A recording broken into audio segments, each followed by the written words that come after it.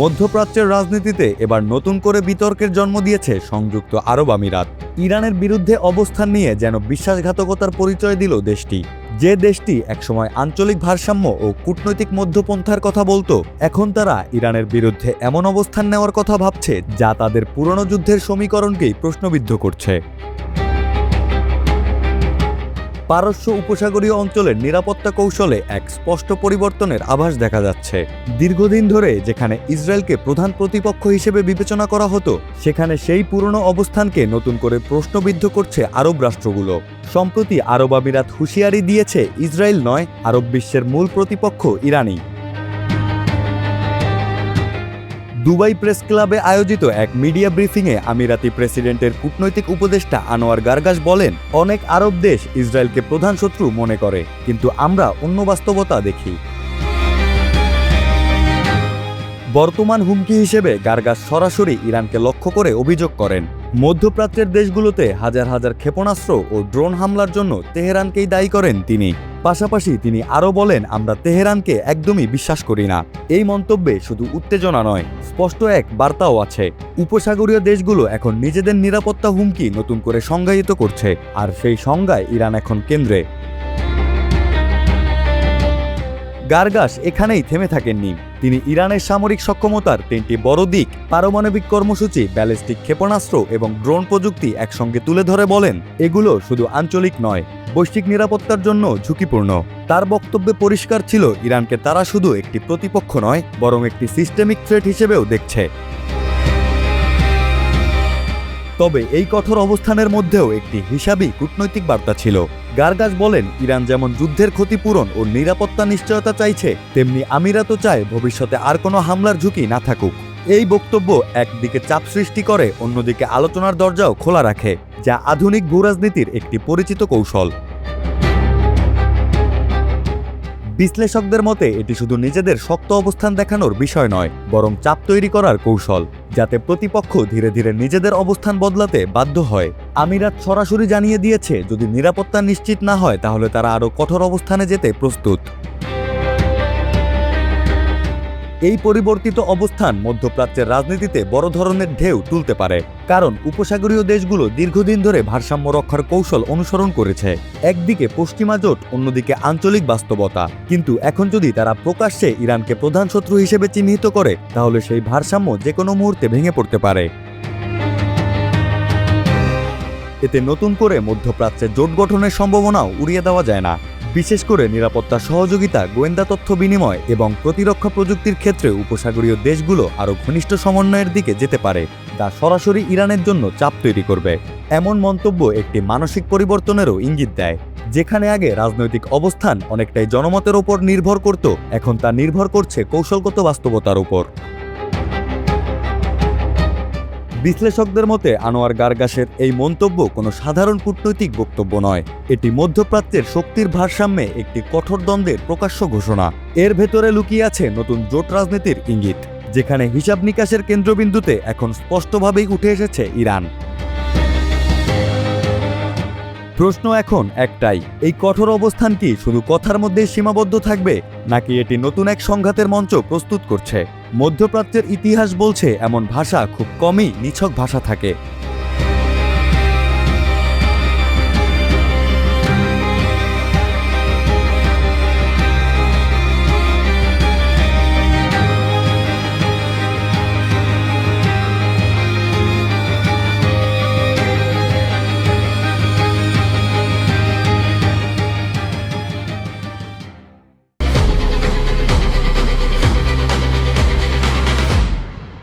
যুক্তরাষ্ট্র স্থল অভিযান চালালে দেশটির সেনাদের জিম্মি করার ঘোষণা দিয়েছে ইরান। চলমান সংঘাতের উত্তেজনাপূর্ণ পরিবেশে ইরানের শীর্ষস্থানীয় নেটওয়ার্কগুলো সাম্প্রতিককালীন কড়া ভাষায় মার্কিন হুমকি প্রতিহত করেছে।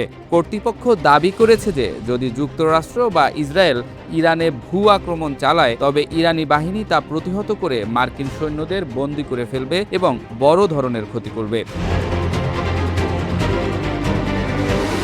যদিও যুক্তরাষ্ট্র এই দাবিগুলো ভুয়া ও প্রচারণামূলক বলেছে, তবে মধ্যপ্রাচ্যের নিরাপত্তা ও বৈশ্বিক অর্থনীতিতে উত্তেজনা বাড়ার আশঙ্কা তৈরি হয়েছে। ইরানি উচ্চপদস্থ কর্মকর্তারা সরাসরি বা পরোক্ষভাবে মার্কিন হুমকির বিরুদ্ধে উত্তর দিয়েছেন। ইরানের পররাষ্ট্রমন্ত্রী আব্বাস আরাকচি বলেছেন, না, আমরাই তাদের জন্য অপেক্ষা করছি, কারণ আমরাই নিশ্চিত যে আমরা তাদের মোকাবিলা করতে পারবো এবং এতে তাদের জন্য একটি বড় বিপর্যয় হবে। একইভাবে ইরানি পার্লামেন্টের স্পিকার মোহাম্মদ বাগের গালিফাব ঘোষণা করেছেন যে আমাদের বাহিনী মার্কিন সৈন্যদের ভূমিতে আগমনের জন্য অপেক্ষা করছে, তাদের আগুনে পুড়িয়ে দিয়ে তাদের শাস্তি দেব। ইরানের আইআরজিসি এবং আনুগত্য পোষক প্রচার মাধ্যমের বিশ্লেষকরা দেখাচ্ছে যে পারস্য সাগরের দ্বীপগুলিতে মার্কিন হামলা হলে তা ইরানের কাছে মার্কিন সৈন্য ধরার ফাঁদ হিসেবে কাজ করতে পারে। রেভলিউশনারি গার্ড এমন হুমকিও দিয়েছে যে যুক্তরাষ্ট্র যদি নিজেদের মিত্র অঞ্চলের শিক্ষা প্রতিষ্ঠানগুলিকে বাঁচাতে চায়, তাহলে আক্রমণের সমর্থন হিসেবে ইরানের লক্ষ্যবস্তু হয়ে যাওয়ার পরের প্রতিক্রিয়া হবে বিপজ্জনক। যুক্তরাষ্ট্রের সামরিক ও প্রশাসনিক পক্ষ দ্রুত এসব দাবিকে উড়িয়ে দিয়েছে। সেন্ট্রম এর এক মুখপাত্র আল জাজিরাকে জানিয়েছেন, ইরানের দাবি মিথ্যা ও ছলনার উদাহরণ। প্রেসিডেন্ট ট্রাম্প নিজেও বলেছেন, কোনো স্থল অভিযানের পরিকল্পনা এখনও চূড়ান্ত হয়নি। সৌদি আরব, সংযুক্ত আরব আমিরাত এবং কাতার সহ উপসাগরীয় রাজতন্ত্রগুলো সরাসরি সংঘাতে যেতে চায় না। তারা যুক্তরাষ্ট্রকে সতর্ক করেছে যে কোনো বড় উত্তেজনা হলে তাদের তেল গ্যাস কোম্পানিগুলো এবং মার্কিন ঘাঁটিসমূহ হুমকির মুখে পড়বে। যুদ্ধের আইনগত দিক বিবেচনায় যুদ্ধবন্দী হিসেবে মর্যাদা না দিলে তা যুদ্ধাপরাধ হিসেবে গণ্য হতে পারে। চলমান পরিস্থিতি পর্যবেক্ষণের সাপেক্ষে বিশ্লেষকরা বলছেন, যদি মার্কিন যুক্তরাষ্ট্র স্থল আক্রমণের পদক্ষেপ নেয়, তা কেবল সীমিত আক্রমণ হবে বলে পরিকল্পনা করা হচ্ছে। বিশেষজ্ঞরা সতর্ক করেছেন, স্থায়ীভাবে যে কোনো দ্বীপ দখল হলে তা ইরানের ড্রোন এবং ক্ষেপণাস্ত্র দ্বারা বিপজ্জনক হয়ে উঠবে। অসংখ্য মানুষ হত্যা আর অর্থনৈতিক ক্ষতির আশঙ্কায় রাজনৈতিক ও কূটনৈতিক সমাধানেই মধ্যপ্রাচ্যের যুদ্ধ সমাধানে প্রাধান্য পেতে পারে। বিশ্লেষকরা বলছেন, উস্কানিমূলক দাবিতে না গিয়ে যুক্তিসঙ্গত তথ্যের ভিত্তিতে কূটনৈতিক উদ্যোগ এবং সুনির্দিষ্ট পরিকল্পনা তৈরি বাস্তবসম্মত বিকল্প।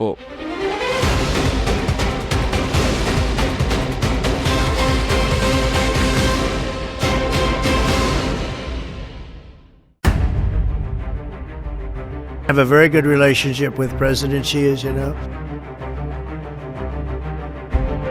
$250 billion worth in trade investment deals that will create jobs from China. Iran যুদ্ধ বন্ধের আড়ালে এক নতুন দাবার চাল শুরু করেছে চীন। একদিকে তেহরানের সাথে দীর্ঘদিনের অটুট বন্ধুত্ব, অন্যদিকে ডোনাল্ড ট্রাম্পের আসন্ন বেইজিং সফর। এই দুই বিপরীত মেরুকে মেলাতে গিয়ে শি জিনপিং এখন এক সরু সুতোর উপর দিয়ে হাঁটছেন। বেইজিংয়ের এই মাস্টার প্ল্যান কি মধ্যপ্রাচ্যের যুদ্ধের মোড় ঘুরিয়ে দিবে?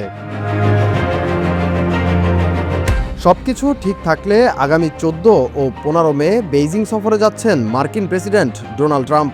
দীর্ঘ 8 বছর পর কোনো মার্কিন প্রেসিডেন্টের এই সফরকে সফল করতে জানপ্রাণ লড়ছে চীন। বিশ্লেষকরা বলছেন, জ্বালানি নিরাপত্তার স্বার্থে মধ্যপ্রাচ্যে স্থিতিশীলতা এখন বেইজিংয়ের কাছে সবচেয়ে বড় অগ্রাধিকার। আর তাই ট্রাম্পকে তুষ্ট রাখতে মধ্যপ্রাচ্য ইস্যুতে চীন এখন আগের চেয়ে অনেক বেশি কৌশলী। সম্প্রতি ইরানে মার্কিন স্থল অভিযানের হুমকির মুখেও বেইজিংয়ের অবস্থান ছিল বিস্ময়কর। ট্রাম্পের সরাসরি কোনো কড়া নিন্দা না করে চীন কেবল গভীর উদ্বেগ প্রকাশ করেছে। কূটনৈতিক পাড়ায় প্রশ্ন উঠেছে, ট্রাম্পের সাথে আসন্ন বৈঠককে নির্বিঘ্ন রাখতেই কি চীনের এই নরম সুর? ডোনাল্ড ট্রাম্পের গিভ অ্যান্ড টেক রাজনীতি সম্পর্কে খুব ভালোভাবেই জানে বেইজিং। রয়টার্সের দাবি, ট্রাম্পকে লালগালিচা সংবর্ধনায় ভাসিয়ে বাণিজ্য ও তাইওয়ান ইস্যুতে নিজেদের স্বার্থ আদায় করতে চায় চীন। বিনিময়ে চীনের কাছ থেকে কয়েক বছরের মধ্যে সবচেয়ে বড় বোয়িং বিমান কেনা এবং বিপুল পরিমাণ মার্কিন কৃষিপণ্য আমদানির সব চুক্তি পেতে পারেন ট্রাম্প। পাকিস্তানে ইরান ও যুক্তরাষ্ট্রের মধ্যে যে আলোচনা শুরু হয়েছে তার কৃতিত্ব সরাসরি চীনকে দিয়েছেন Donald Trump. China global south প্রজেক্টের সম্পাদক এরিকের মতে, আলোচনার টেবিলে সরাসরি না থাকলেও চীন এখন নৈপথ্যের সেই কারিগর যারা বড় বড় সিদ্ধান্তগুলোকে নিয়ন্ত্রণ করছে। কূটনৈতিক এই তৎপরতা কতটা ব্যাপক তা বোঝা যায় চীনের পররাষ্ট্রমন্ত্রী ওয়াং ইর ডায়েরি দেখলে। গত কয়েক সপ্তাহে যুদ্ধবিরতির লক্ষ্যে 30টিরও বেশি ফোন আলাপ ও বৈঠক করেছেন তিনি। এমনকি চীনের বিশেষ দূত জাইজুন যখন মধ্যপ্রাচ্যের দেশগুলোতে ঝটিকা সফর করছেন তখন তাকে সাইরেনের শব্দ আর যুদ্ধের বিভীষিকার মধ্য দিয়েই এগোতে হচ্ছে। প্রেসিডেন্ট শি জিনপিং সম্প্রতি 4 দফার একটি শান্তি পরিকল্পনা পেশ করেছেন, যেখানে আন্তর্জাতিক আইনের উপর সর্বোচ্চ গুরুত্ব দেওয়া হয়েছে। তবে বিশ্লেষক প্যাট্রিশিয়া কিমের মতে চীন এই সংকটে সরাসরি জামিনদার হতে চায় না, বরং সাইডলাইনে থেকে কলকাঠি নাড়তেই তারা বেশি আগ্রহী। তাদের লক্ষ্য পরিষ্কার, ইরানের সাথে বন্ধুত্ব টিকে থাকুক, আবার যুক্তরাষ্ট্রের সাথেও যেন বড় সংঘাত না বাধে।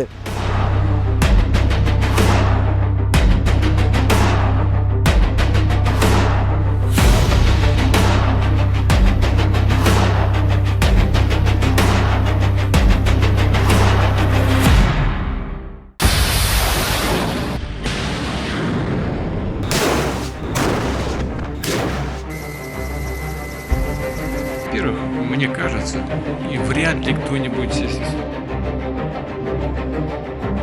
ইউক্রেন যুদ্ধের মাঝেই এবার ন্যাটোর দোরগোড়ায় নতুন যুদ্ধের ছায়া দেখছেন সামরিক বিশ্লেষকরা। সুইডিশ সশস্ত্র বাহিনীর শীর্ষ কমান্ডার মাইকেল ক্লায়েসন এক সাক্ষাৎকারে জানিয়েছেন, ন্যাটোকে পরীক্ষা করতে বাল্টিক সাগরের যে কোনো দ্বীপ দখলে নিতে পারে রাশিয়া। বিশেষ করে উত্তর ইউরোপ এবং বাল্টিক অঞ্চলে রাশিয়ার গতিবিধির উপর তীক্ষ্ণ নজর রাখার আহ্বান জানিয়েছেন তিনি।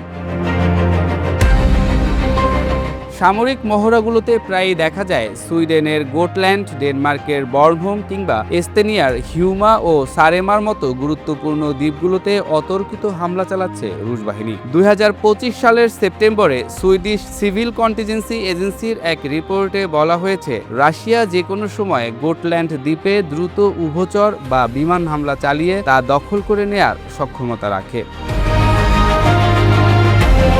তবে কমান্ডার ক্লায়েসনের মতে পরিচিত দ্বীপগুলোর বাইরেও অনেক অখ্যাত দ্বীপ রাশিয়ার জন্য সহজ লক্ষ্যবস্তু হতে পারে। তিনি উল্লেখ করেন, বাল্টিক সাগরে প্রায় 4 লাখ দ্বীপ রয়েছে, ফলে পুতিন তার পছন্দ মতো যে কোনো একটিকে বেছে নিতে পারেন। তার আশঙ্কা, রাশিয়া বড় কোনো যুদ্ধ নয়, বরং একটি ছোটখাটো অপারেশন চালিয়ে দেখতে চায় ন্যাটো আসলে কতটা শক্তভাবে প্রতিক্রিয়া দেখায়। সুইডিশ সামরিক কর্মকর্তাদের মতে ইউক্রেন যুদ্ধ শেষ হওয়ার সাথে সাথেই রাশিয়া তাদের সামরিক শক্তিকে ন্যাটোর পূর্ব দিকে সরিয়ে নেয়ার সুযোগ পাবে। ক্লায়েসন স্পষ্টভাবে জানিয়েছেন, রাশিয়া হয়তো পুরনো রুশ সাম্রাজ্য বা সোভিয়েত ইউনিয়নের মতো ভূ রাজনৈতিক সীমানা পুনরুদ্ধারের জন্য নতুন কোনো সামরিক সংঘাতের প্রস্তুতি নিচ্ছে। বাল্টিক সাগরে রাশিয়ার এমন উস্কানিমূলক আচরণের প্রমাণ এখনই পাওয়া যাচ্ছে। সম্প্রতি সুইডেনের মালমো বন্দরে মহড়ায় অংশ নেয়া ফরাসি পরমাণুচালিত বিমানবাহী রণতরী চার্লস ডি গল এর খুব কাছে একটি রুশ ড্রোন পৌঁছে গিয়েছিল। সুইডিশ বাহিনী দ্রুত সেটি গুলি করে ভূপাতিত করে। পরবর্তীতে দেশটির প্রতিরক্ষা মন্ত্রণালয় নিশ্চিত করে সেটি রাশিয়ার একটি ইউএভি ছিল।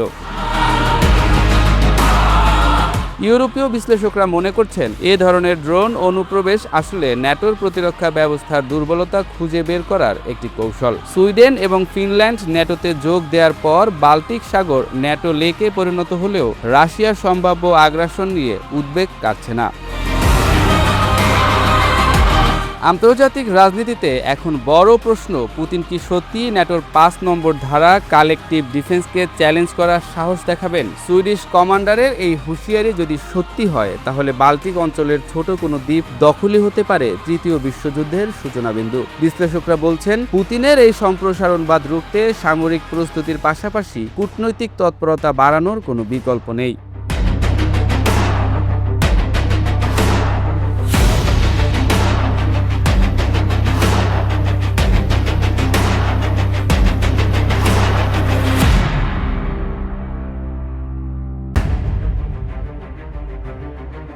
এবার ইরান যুদ্ধের দাবানল সরাসরি আঘাত হানল ইউরোপের প্রতিরক্ষা বলয়ে। খোদ যুক্তরাষ্ট্রই তার ইউরোপীয় মিত্রদের জানিয়ে দিল, পূর্ব নির্ধারিত চুক্তির অস্ত্র সরবরাহ সময়মতো দেয়া সম্ভব নয়। ওয়াশিংটনের বিশাল অস্ত্রভাণ্ডার কি তবে তলানিতে?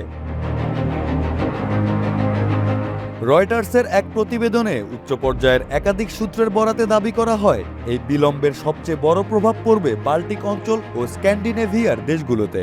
রাশিয়ার হুমকির মুখে থাকা এই দেশগুলো মার্কিন অস্ত্রের জন্য দীর্ঘ প্রতীক্ষায় থাকলেও সেই অপেক্ষার প্রহর এখন আরও দীর্ঘ হচ্ছে। সাধারণত ফরেন মিলিটারি সেলস কর্মসূচির আওতায় মিত্র দেশগুলো ওয়াশিংটন থেকে সরাসরি সমরাস্ত্র কিনে থাকে, তবে বর্তমান ভূরাজনৈতিক প্রেক্ষাপটে সেই নিয়মে বড় ধরনের ছেদ পড়েছে। ইরানের সঙ্গে ইসরায়েল যুক্তরাষ্ট্র সরাসরি সংঘাত শুরু হওয়ার পর থেকেই মার্কিন অস্ত্রের চাহিদা আকাশচুম্বী হয়ে পড়ে, ফলে মার্কিন প্রতিরক্ষা শিল্পের উৎপাদন ক্ষমতা এখন খাদের কিনারে। পেন্টাগন এখন হিমশিম খাচ্ছে কাকে রেখে কাকে অস্ত্র দেবে সেই হিসাব মেলাতে।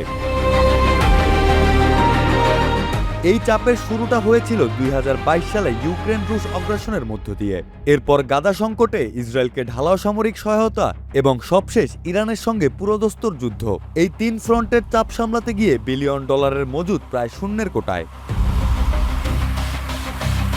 প্রতিরক্ষা বিশ্লেষকদের মতে মার্কিন ভান্ডারে সবচেয়ে বেশি টান পড়েছে আর্টিলারি সিস্টেম, অত্যাধুনিক গোলাবারুদ এবং অ্যান্টি ট্যাঙ্ক মিসাইলের ক্ষেত্রে। দ্রুত ফুরিয়ে আসছে যুদ্ধক্ষেত্রে গেম চেঞ্জার হিসেবে পরিচিত এসব সমরাস্ত্র। তবে সবচেয়ে বড় সংকটের নাম এখন মিসাইল ডিফেন্স সিস্টেম। ইরানের ব্যালিস্টিক মিসাইল ও ড্রোন ঠেকাতে বিপুল সংখ্যক PAC-3 প্যাট্রিয়ট ইন্টারসেপ্টর ব্যবহার করেছে যুক্তরাষ্ট্র। ঠিক একই প্রতিরক্ষা ব্যবস্থা এখন ইউক্রেনের আকাশ রক্ষাতেও জরুরি। একই ধরনের অস্ত্রের এই বহুমুখী চাহিদা সরবরাহ চেইনকে একরকম পঙ্গু করে দিচ্ছে। যদিও হোয়াইট হাউস বা পেন্টাগন বিষয়টি নিয়ে এখনও দাপ্তরিকভাবে মুখ খোলেনি, তবে কূটনৈতিক সূত্রের খবর নেপথ্যে মিত্র দেশগুলোকে এরই মধ্যে সতর্কবার্তা পাঠিয়েছে ওয়াশিংটন। সামরিক বিশ্লেষকরা বলছেন এই পরিস্থিতি যুক্তরাষ্ট্রের বৈশ্বিক সামরিক আধিপত্যের এক চরম সীমাবদ্ধতাকে তুলে ধরছে। একাধিক রণাঙ্গন একসঙ্গে সামলানোর সক্ষমতা এখন বড় চ্যালেঞ্জের মুখে। সবচেয়ে বেশি দুশ্চিন্তায় পড়েছে পূর্ব ইউরোপের দেশগুলো। রাশিয়ার নাকের ডগায় থাকা এই রাষ্ট্রগুলো মার্কিন অস্ত্রের ওপর শতভাগ নির্ভরশীল। সরবরাহ বিলম্বিত হওয়ার অর্থ হল পুতিনকে যুদ্ধ জয়ে ফাঁকা ছেড়ে দেওয়া। ইরান যুদ্ধ আজ আর কেবল মধ্যপ্রাচ্যের মানচিত্রে সীমাবদ্ধ নেই, এর প্রভাবে টালমাটাল হয়ে পড়েছে ইউরোপের প্রতিরক্ষা ছক। বৈশ্বিক এই দাবার চালে যুক্তরাষ্ট্র এখন ঘর সামলাবে নাকি মিত্রদের সাহায্য করবে, সেই দ্বন্দ্বে নতুন করে বদলে যাচ্ছে আগামী নিরাপত্তা সমীকরণ।